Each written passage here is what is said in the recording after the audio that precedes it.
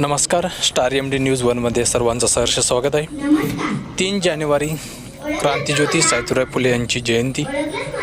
3 जानेवारी हा दिवस बालिका दिन म्हणून साजरा केला जातो। पाथरी येथील एका चिमुकलीने सावित्रीबाई फुले यांच्या जीवनावर,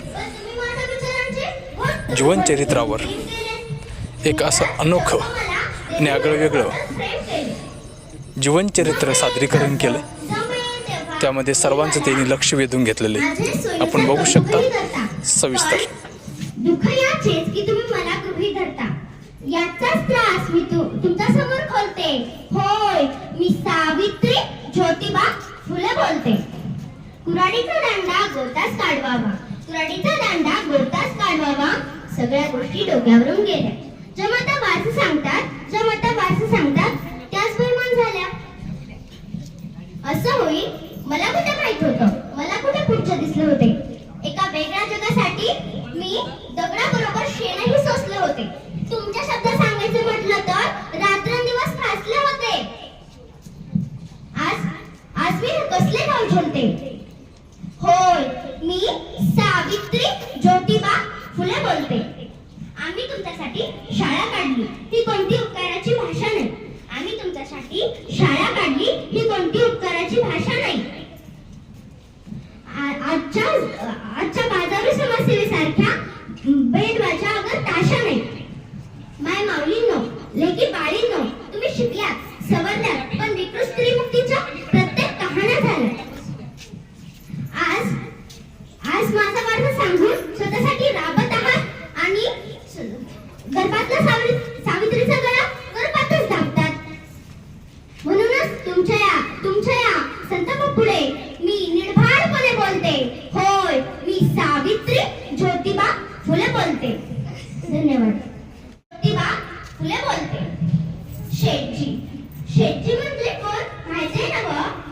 शेठजी म्हणजे महात्मा ज्योतिबा फुले। शेठजी मला शिकवायला लागले। लिहिताना माझे हात थरथर कापायचे। या थरथरणाऱ्या हाताला शेठजींनी आधार दिला आणि तो हात कधीच नाही सोडला बघा।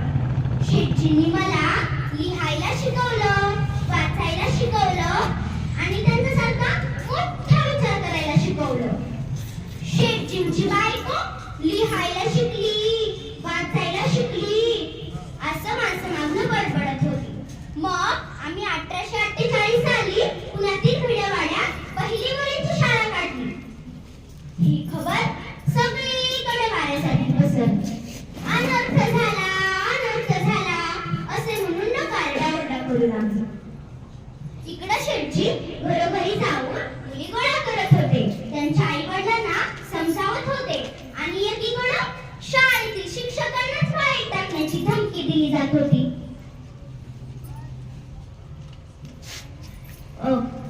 मग मी शेठजींना म्हणाले, शेठजी, विचार कसला करताय? मी हाय ना, मी जाईन शाळेत, मी शिकवीन मुलींना। मग मन घट्ट केलं आणि टाकलं पाऊल पुढं।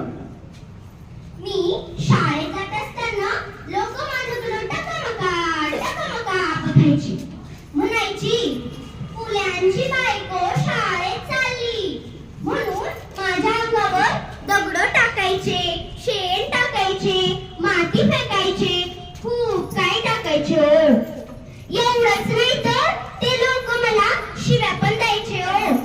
म्हणायचे, अगं सटवे, कुठं निघालीस तू? पण मी नाही त्यांना घाबरले। माझ्यासोबत असाच एक प्रसंग घडलेला सांगते बघा। लक्ष देऊन ऐका बरं का, लक्ष देऊन ऐका। मी